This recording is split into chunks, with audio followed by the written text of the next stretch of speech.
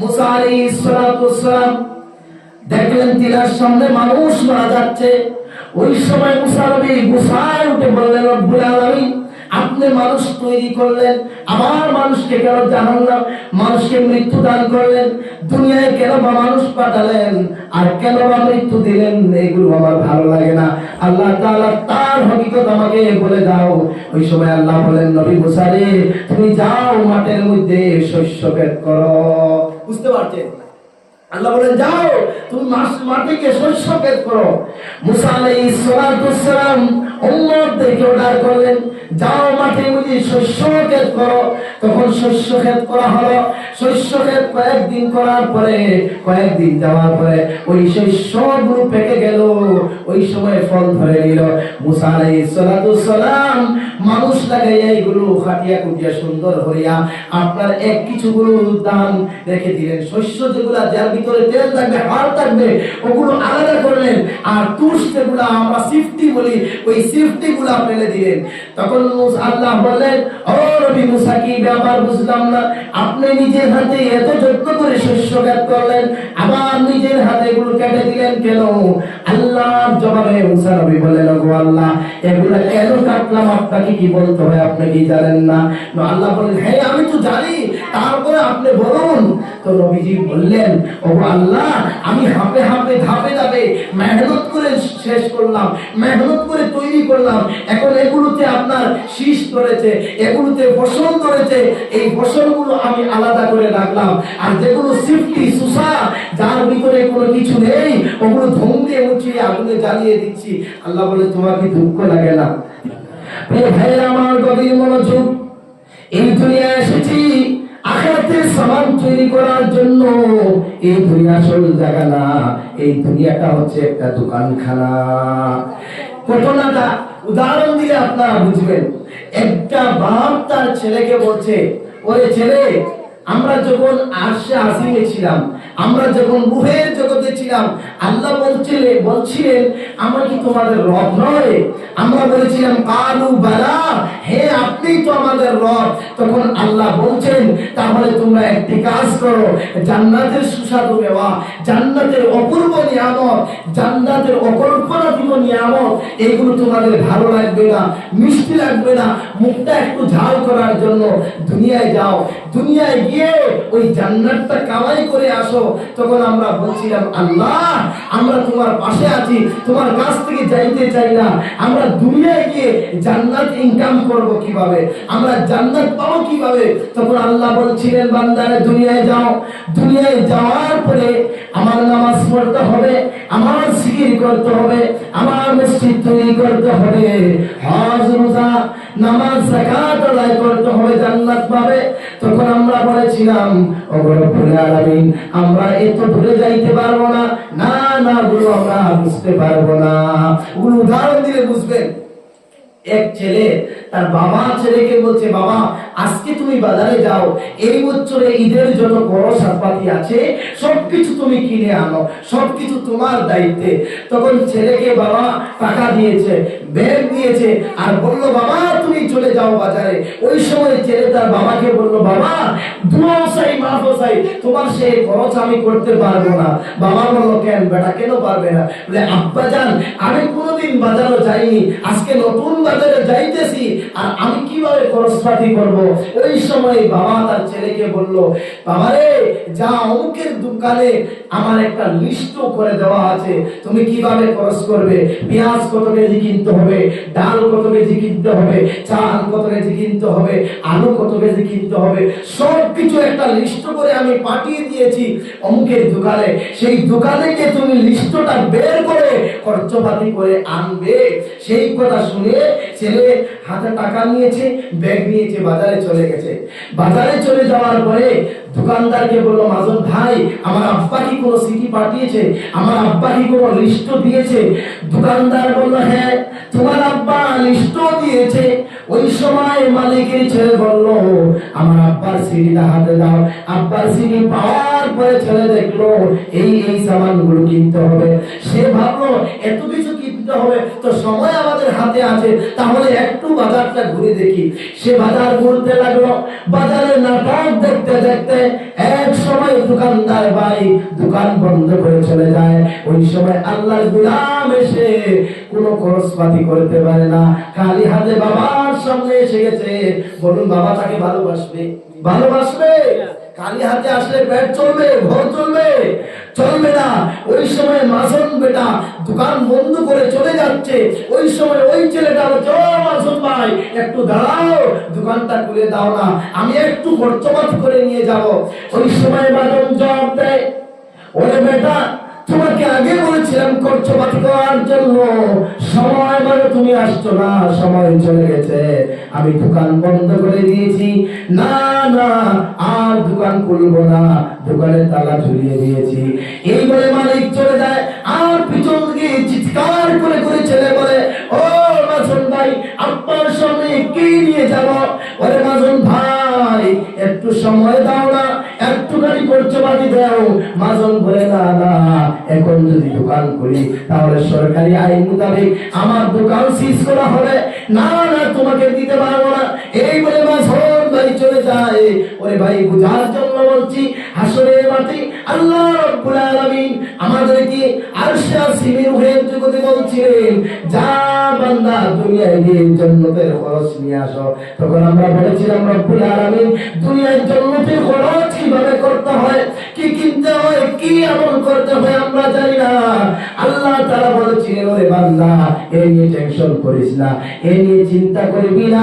যা যা তোকে হায়াত দিয়ে দিলাম, সময় দিয়ে দিলাম, জবান দিয়ে দিলাম, হাত দিয়ে দিলাম, পা দিয়ে দিলাম, শক্তি দিয়ে দিলাম, কান দিয়ে দিলাম, চক্ষু দিয়ে দিলাম, দুনিয়ায় যা, যাওয়ার পরে আমার একটা লিস্ট পাবে। আর এই লিস্ট হলো কোরআনে কারীম। বলুন সুবহানাল্লাহ। আর এই লিস্ট বুঝিয়ে দেওয়ার জন্য, সামানগুলো জোগাড় করার জন্য আল্লাহ বললেন, ও দুনিয়ার বান্দারে, ও আমার বান্দা, দুনিয়ায় যাওয়ার পরে আমি মাসুম পাঠাইলাম।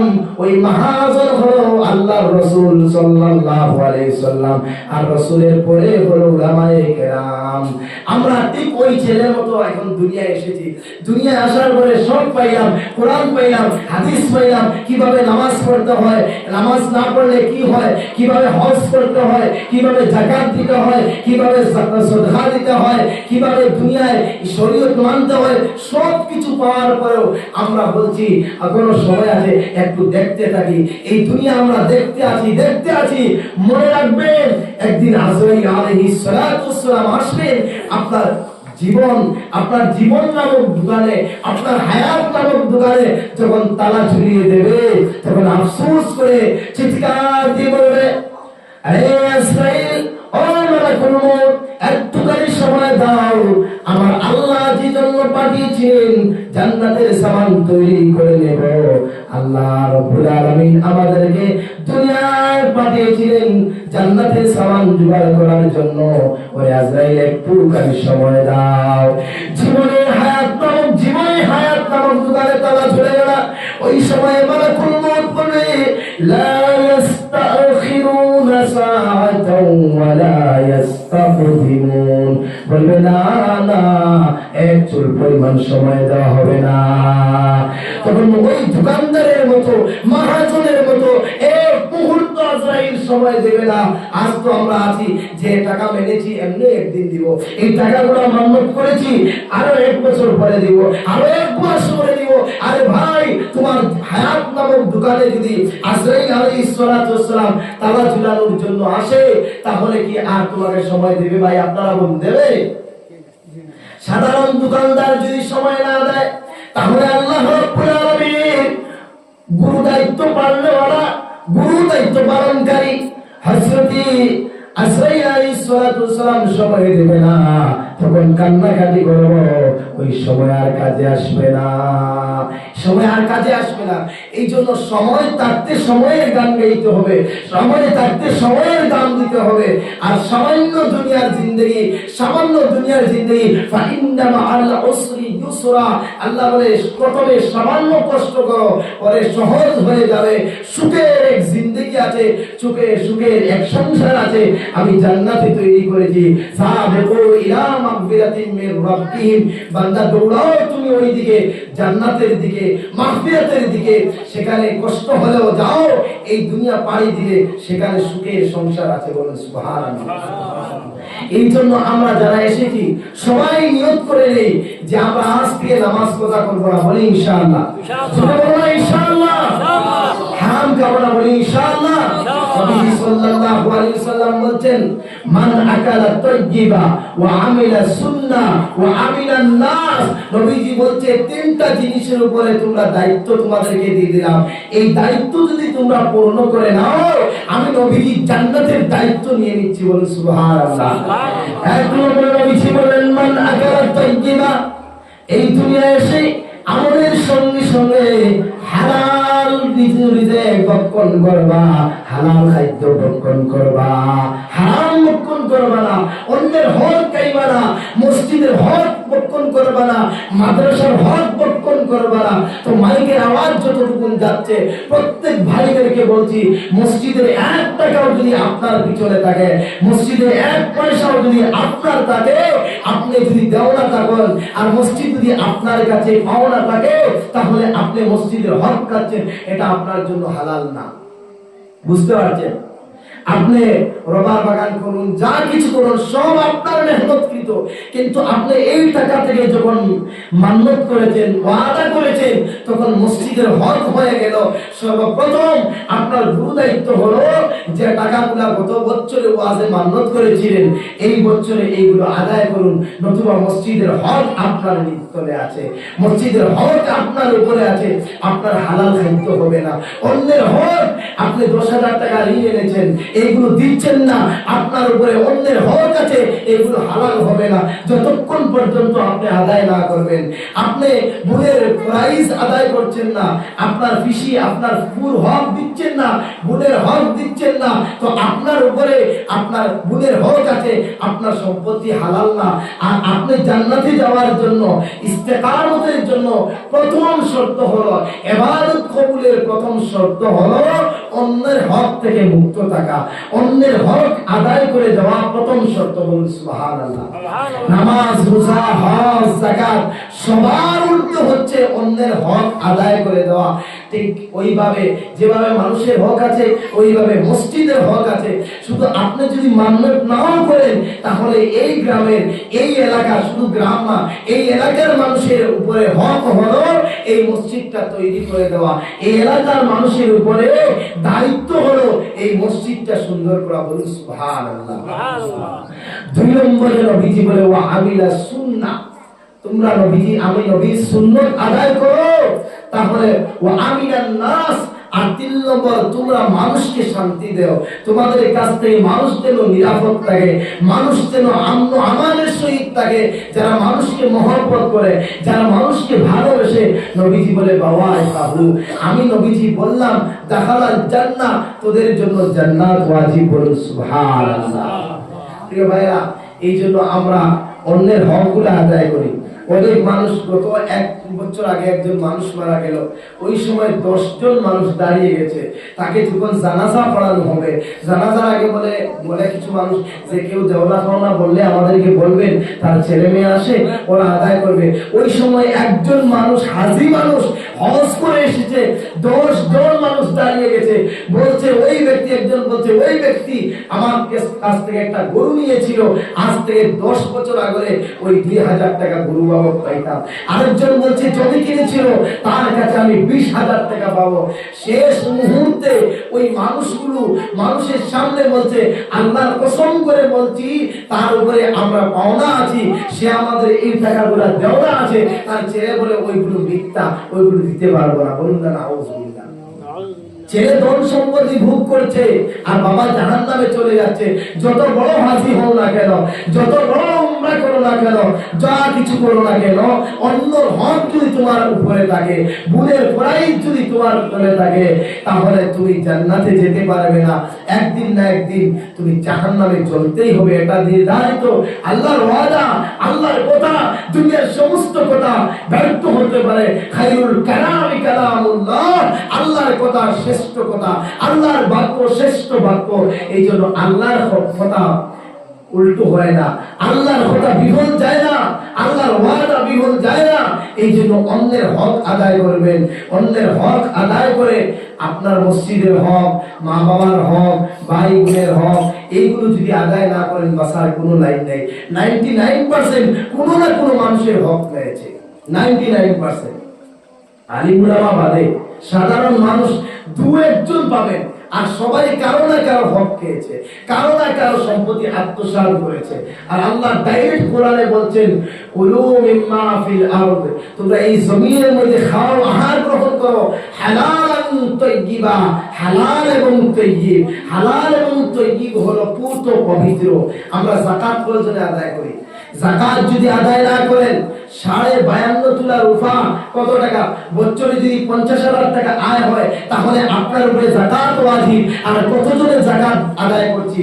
50,000 টাকা যদি আয় থাকে সারা বছর ঘুরে, তাহলে আপনি যাকাত দিবেন, এটা ফরজ। এই যাকাত যে ফরজ আমরা আজ ভুলে গেছি।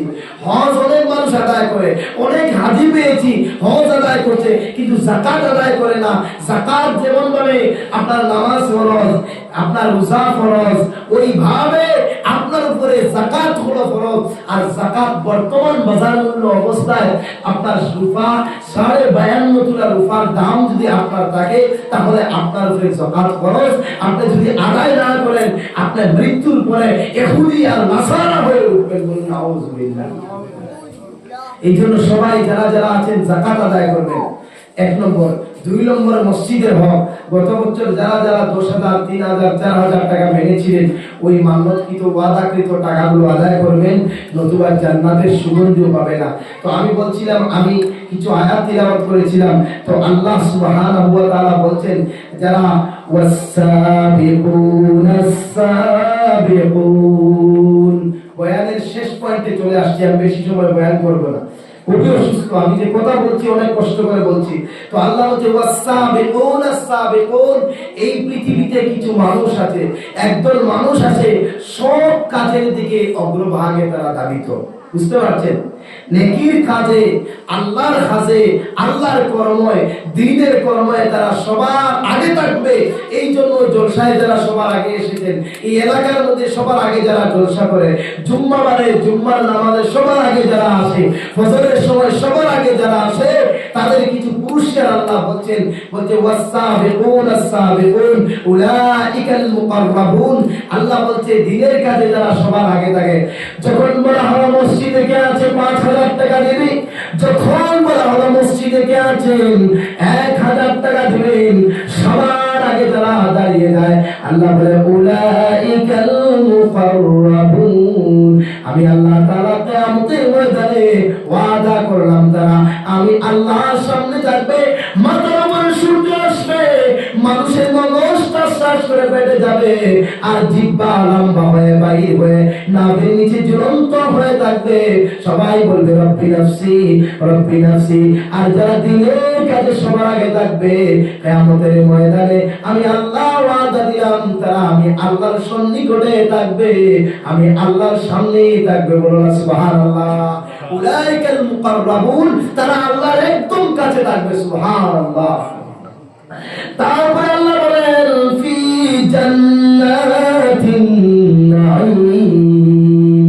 আল্লাহ বলে তারা এমন একটি জান্নাত পাবে, গাছ গাছালি ভরা, ফলমূলে ভর্তি একটি বাগানওয়ালা জান্নাত তাদের সামনে থাকবে। বলো সুবহানাল্লাহ।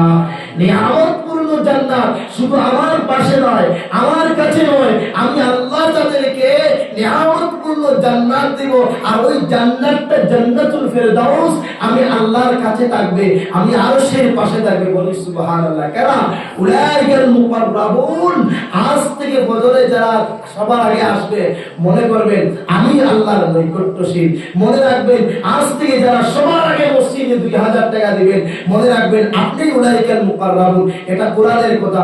দুইজন আলিম মঞ্চে বসে আছেন, মিথ্যা কথা বললে ওরা ছেড়ে ধরবে। তো আল্লাহ বলছে উলাইকাল মুকাররাবুন, তারা হচ্ছে মুকাররাবুন ওয়াস সাবিকুন আস-সাবিকুন, যারা দান খয়রাতের ক্ষেত্রে, নামাজের ক্ষেত্রে, মানে দ্বীনের ক্ষেত্রে সবার আগে যারা থাকবে তারা হচ্ছে উলাইকাল মুকাররাবুন। আর আল্লাহ বলছে তারা দুনিয়ায় আসার আগে আমি জান্নাতে একটা বাগান আর একটা বিল্ডিং বালাখানা তৈরি করেছি। বলুন না সুবহানাল্লাহ।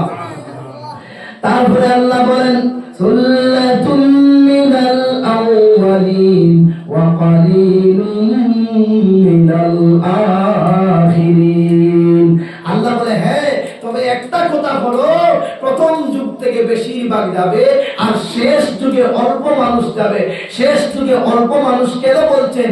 কারণটা হলো শেষ যুগে মানুষ বকিল হবে বেশি, শেষ যুগে মানুষের অন্তর নাপাক হয়ে যাবে, শেষ যুগে মানুষ দিনের মধ্যে বেশি আসবে না। আল্লাহ সবকিছু জানেন, আল্লাহ তো আলিমুল গায়ব, আল্লাহ যা কিছু অদৃশ্য জগতে আছে আর যা কিছু দৃশ্যমান আছে সবকিছু আল্লাহ গোপনীয় এবং প্রকাশ্য সবকিছু জানেন বলেই তো আল্লাহ বলছে একদল মানুষ শেষের দিকে অল্প মানুষ হবে। অর্থাৎ এই জামানার কথা বলছেন, এই দৌড়ের কথা বলছেন। শেষ জামানায় এই উম্মতে মুহাম্মাদীর প্রথম দিকে বেশি মানুষ পাবে আর শেষ দিকে অল্প মানুষ পাবে। এখন যদি আমি বলি যার যা কিছু আছে সবকিছু নিয়ে এসো, কেউ কি নিয়ে আসবে? সবাই। কিন্তু আল্লাহর নবীজি সাহাবায়ে কেরামদেরকে ঘোষণা করে দিলেন, সাহাবায়ে কেরাম তোমাদের যা কিছু আছে প্রয়োজনীয় পেলে সব কিছু নিয়ে এসো। যুদ্ধের ময়দানে যেতে হয়, জাহাজের ময়দানে যেতে হয়, তখন সাহাবায়ে কেরাম সব কিছু নিয়ে এসেছেন। একজন মহিলা ঘরে আর কিছু ছিল না, ছোট্ট একটা বাচ্চা দিয়েছে। নবীজি বললেন ওগো মা, এই ছোট্ট বাচ্চা দুগ্ধ পান করে, এই শিশু বাচ্চা দিয়ে কি করব? তখন নবীজিকে বললেন ইয়া রাসূলুল্লাহ, ইয়া হাবিবাল্লাহ, ওই বাচ্চাটা যখন তীর আপনার দিকে আসবে তখন ওই তীরের সামনে আপনি ঢাল হিসাবে বাচ্চা ব্যবহার করবেন। আমার বাচ্চার কোলে, আমার বাচ্চার কোলে যায় তীরটা ঢুকে যায়, তবে আপনি রাসূলের বুকে তীর যেন না ঢুকে। বলুন না সুবহানাল্লাহ। আমাদের কোন মহিলা এমন আছে যে দুধের বাচ্চা দিয়ে দিবে জিহাদের ময়দানে, তো আল্লাহ রাসূলকে বলছে ইয়া রাসূলুল্লাহ, ইয়া হাবিবাল্লাহ, আমার বাচ্চাটা এই জন্য দিয়েছি আপনার উপরে যখন বেঈমানেরা, মুশরিকেরা, ইসলাম বিরুদ্ধে ইসলামের শত্রুরা আঘাত করবে, ওই আঘাতের সময় আমার বাচ্চাটাকে আপনি ব্যবহার করবেন, আমার বাচ্চার ভিতরে তীরটা ঢুকে যাবে, তবে আপনি রাসূলের উপরে একটা তীর ঢুকুক এটা আমি সহ্য করতে পারি না। বলুন সুবহানাল্লাহ। ওই সময় হযরত আবু বকর সব কিছু নিয়ে আসলেন। ওই সময় নবীজি বললেন আরে আবু বকর তুমি কি কি নিয়ে এসেছো? আবু বকর বললেন আল্লাহর রাসূল বলে যা কিছু ছিল সব কিছু নিয়ে এসেছি। নবীজি বললেন কেন আবু বকর এমন করলেন কেন? আবু বকর রাদিয়াল্লাহু তাআলা আনহু বলছেন ওগো রাসূল আপনি বলেছেন যা কিছু নিয়ে আসবো সব কিছু নিয়ে আসলাম। যত মেরা তো সব মেরা, পলক মেরা, জমিন মেরি, अगर एक तू नहीं मेरा तो कोई शाही नहीं मेरी। বলছেন ও নবীজি আপনি আমার হয়ে গেলেন তো আসমান আমার হয়ে গেল, জমিন আমার হয়ে গেল, চাঁদ আমার হয়ে গেল, গোটা পৃথিবী আমার হয়ে গেল। আর যদি আল্লাহ এবং আপনাকে যদি না পাই, আপনাকে আর আল্লাহকে যদি হারিয়ে ফেলি, আমার মতো কপাল পোড়া এই পৃথিবীর জমিনে নাই। এই জন্য আল্লাহর কাছে নিয়ত করুন যা করি বা না করি মসজিদটা আমার তৈরি করতে হবে। তো আল্লাহ বলছে যারা সবার আগে দান করে, সবার আগে নামাজ পড়ে, সবার আগে তিলাওয়াত করে, সবার আগে দ্বীনি কাজে আপনার লাব্বাইক বলে খাড়া হয়ে যায়, আলা সুরুরিন মাওদুনা, আল্লাহ বলে আলা সুরুরিন মাওদুনা, আমি আল্লাহ তাদের জন্য সোনার তার দিয়ে সোনার চেয়ার তৈরি করে রেখেছি। বলো সুবহানাল্লাহ। কিসের চেয়ার ভাই? আলা সুরুরিন মাওদুনা, আল্লাহ বলে সোনার চেয়ার আমি আল্লাহ রাব্বুল আলামিন জান্নাতের সোনা দিয়ে চেয়ার তৈরি করে দিয়েছি। ওই চেয়ার তাদের জন্য থাকবে যারা ওয়াসাবিকুন আস-সাবিকুন, যারা দুনিয়ার দিনের কাজে সবার আগে ছিল আমি আল্লাহ তাআলা জান্নাতে তাদের জন্য সেই ব্যবস্থা করেছি। আল্লাহ তাআলা বলেন মুত্তাকিইনা আলাইহা মুতাকাবিলিন, ওই সোনার চেয়ারে তারা সারিবদ্ধভাবে বসে যাবে। সোনার চেয়ারে তারা সারিবদ্ধভাবে বসবে। তারপরে আল্লাহ বলেন শুধু বসলে হবে না, যদি সোনার চেয়ার থাকে আর কিছু মানুষ চেয়ারে বসে কোনো ভালো হবে ভাই? কোনো ফায়দা হবে? কিছু যদি খাবার না পায়, মানুষ না পায়, তো আল্লাহ বলছে শুনো, শুধু সোনার চেয়ারে বসলে হবে না, ইয়াতুফু আলাইহিম উইলদানুম মুখাল্লাদুন, তাদের চতুর্দিকে ছোট ছোট বাচ্চারা, ছোট ছোট বাচ্চা, যারা মুসলমানের ছেলে হোক যাই হোক না কেন, ফিরিস্তা বাচ্চা যারা, নাবালক শিশু সন্তান যারা, কিয়ামতের ময়দানে সাবিকুন যারা, দারওয়ারাতে সবার আগে ছিল যারা, তাদের জন্য ওই ছোট ছোট বাচ্চাগুলো খাদিম হয়ে যাবে। সুবহানাল্লাহ। মুখাল্লাদুন, এরা চিরজীবন ছোট থাকবে। আপনার বড় মানুষকে ভালো লাগে না, ছোট ছোট বাচ্চা, ওই মনার মতো বাচ্চা যদি থাকে তাহলে যা কিছু বলে দিতেও ভালো লাগে, ও যদি দুষ্টামি করে তাও ভালো লাগে। ভালো লাগে কি লাগে না ভাই? আজকে ছোট একটা বাচ্চা ট্রেনের মধ্যে আমার কুলে বসলো, আমার কুলে বসে আমাকে মারে, আমার গালে মানে আমার দাড়ি টানতেছে, তো ভালো লাগছে। আরো 20 টাকার আপনার গড়গড়ি নাকি ওগুলো খাওয়াইলাম, তারপরে আরো 20 টাকার দই খাওয়াইলাম, আমার কিছু না, কেন? ওটা ভালো লাগে। আল্লাহ বলছে জান্নাতে এমন বাচ্চা তৈরি হবে, এমন শিশু বাচ্চা থাকবে যাতে আমার বান্দারা এই জান্নাতের মধ্যে মন ভরে আনন্দ করতে পারে। এই জন্য ছোট ছোট বাচ্চারা আমি দেব, ওই বাচ্চারা কখনো আর বড় হবে না, এইভাবেই ছোট থাকবে, ওরা চতুর্দিকে ঘুরবে। তারপরে বলেন আল্লাহ বলছেন তাদের জন্য তাদের হাতে থাকবে সোনার গ্লাস, স্বচ্ছ খাসের গ্লাস, এমন একটি গ্লাস থাকবে 70,000 মাইল দূরে থেকে যে গ্লাসের সুঘ্রাণ থাকবে, যে গ্লাসের সুগন্ধ নাকে পৌঁছাবে, ওই ধরনের গ্লাস থাকবে। আর গ্লাস ভর্তি করে করে শরবত আপনাকে আমাকে দেবে। বলো সুবহানাল্লাহ। এইভাবে খাদিম থাকবে, সুন্দর হয়ে থাকবে। নবীজি বলেন, আল্লাহ বলেন এই জান্নাতের শরাব যদি এক বিন্দু দুনিয়ায় বানানো হয়, এক ফোঁটা দুনিয়ার সমুদ্রে ঢালা হয়, সমস্ত সমুদ্রের পানি মিষ্টি হয়ে যাবে, সমস্ত সমুদ্রের পানি আপনার সারা দুনিয়া সুগন্ধি হয়ে যাবে। বলো সুবহানাল্লাহ। এই জন্য এইগুলো আমরা চাই তো ভাই, दुनिया কিছু নয়, আজকে মরে যাও, মুঝसे किसी को रिश्तेदारी है, आज वो कल हमारी भारी है। আজ অমুকের ছেলে তমুকের মৃত্যু হয়, অমুকের বাপর অমুকের জানাজা হয়, কালকে আপনার জানাজা হইব। দুই চোখ মুজার বাদে আর কিচ্ছু থাকতো না, সব খেল খতম, ধ্বংস হয়ে যাইব। এর লাগি দুনিয়ার থাকতে আখিরাতের সামান বানাও। আল্লাযী খালাকাল মাউতা ওয়াল হায়াতা লিয়াবলুয়াকুম আইয়ুকুম আহসানু আমালা। আল্লাহ ফরমায় জীবন আর মরণের রহস্য হলো, এই দুনিয়ায় আসার যাওয়ার রহস্য হলো কে কতটুকু আমল ভালো করতে পারে, কে কতটুকু দান খয়রাত করতে পারে। মুসা আলাইহিস সালাতু ওয়াসসালাম দেখলেন তীরের সামনে মানুষ মারা যাচ্ছে। ওই সময় মুসা নবী গুসায় উঠে বললেন, রব্বুল আলামিন আপনি মানুষ তৈরি করলেন, আবার মানুষকে কেন জাহান্নাম, মানুষকে মৃত্যু দান করলেন, দুনিয়ায় কেন বা মানুষ পাঠালেন, আর কেন বা মৃত্যু দিলেন, এগুলো আমার ভালো লাগে না। আল্লাহ তাআলা তার হকিকত আমাকে বলে দাও। ওই সময় আল্লাহ বলেন, নবী মুসা রে, তুমি যাও মাঠের মধ্যে শস্য ক্ষেত করো। বুঝতে পারছেন? আল্লাহ বলেন যাও তুমি মাঠে গিয়ে শস্য ক্ষেত করো। মুসা আলাইহিস সালাতু ওয়াসসালাম উম্মতদেরকে অর্ডার করলেন, যাও মাঠে গিয়ে শস্য ক্ষেত করো। তখন শস্য ক্ষেত করা হলো। শস্য ক্ষেত কয়েকদিন করার পরে, কয়েকদিন যাওয়ার পরে ওই শস্যগুলো পেকে গেল, ওই সময় ফল ধরে নিল। মুসা আলাইহিস সালাতু ওয়াসসালাম মানুষ লাগাইয়া এইগুলো খাটিয়া কুটিয়া সুন্দর হইয়া আপনার এক কিছুগুলো দান রেখে দিলেন। শস্য যেগুলা যার ভিতরে তেল থাকবে, হাড় থাকবে, ওগুলো আলাদা করলেন। আর তুষ যেগুলা আমরা সিফটি বলি, ওই সিফটি গুলা ফেলে দিলেন। তখন আল্লাহ বললেন, ও নবী মুসা কি ব্যাপার বুঝলাম না, আপনি নিজের হাতে এত যত্ন করে শস্য ক্ষেত করলেন, আবার নিজের হাতে এগুলো কেটে দিলেন কেন? আল্লাহর জবাবে মুসা নবী বললেন, ওগো আল্লাহ এগুলা কেন কাটলাম আপনাকে কি বলতে হয়, আপনি কি জানেন না? আল্লাহ বললেন, হ্যাঁ আমি তো জানি, তারপরে আপনি বলুন তো নবীজি বললেন, ওগো আল্লাহ, আমি হাঁপে হাঁপে ধাপে ধাপে মেহনত করে শেষ করলাম, মেহনত করে তৈরি করলাম, এখন এগুলোতে আপনার শীষ ধরেছে, এগুলোতে ফসল ধরেছে, এই ফসলগুলো আমি আলাদা করে রাখলাম, আর যেগুলো সিফটি সুসা, যার ভিতরে কোনো কিছু নেই, ওগুলো ধুমকে মুছিয়ে আগুনে জ্বালিয়ে দিচ্ছি। আল্লাহ বলে, তোমার কি দুঃখ লাগে না? তিনি বলে, কেন দুঃখ লাগবে, ওর ভিতরে তো কিছু নেই।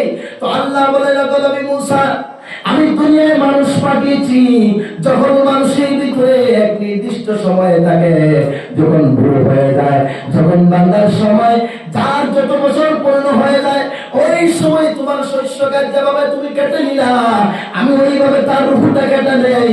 যার রূহের ভিতরে ইমানের হার ধরবে, নামাজের হার ধরবে, দান খয়রাতের হার ধরবে, আমি তাকে জান্নাত নসিব করে দেই।